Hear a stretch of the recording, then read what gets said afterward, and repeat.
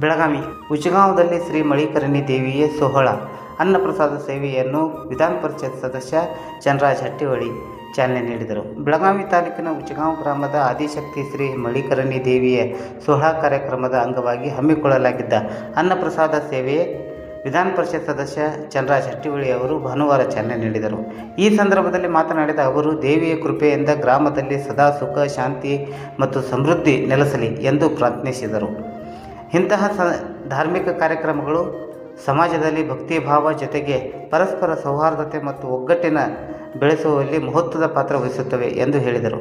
ಗ್ರಾಮಸ್ಥರು ಒಟ್ಟಾಗಿ ದೇವಿಯ ಸೋಹಳವನ್ನು ಭಕ್ತಿಭಾವದಿಂದ ಆಚರಿಸುವುದು ಶ್ಲಾಘನೀಯ ಎಂದು ತಿಳಿಸಿದರು. ಕಾರ್ಯಕ್ರಮದ ಭಾಗವಾಗಿ ನೂರಾರು ಭಕ್ತರಿಗೆ ಅನ್ನಪ್ರಸಾದ ವಿತರಿಸಲಾಯಿತು.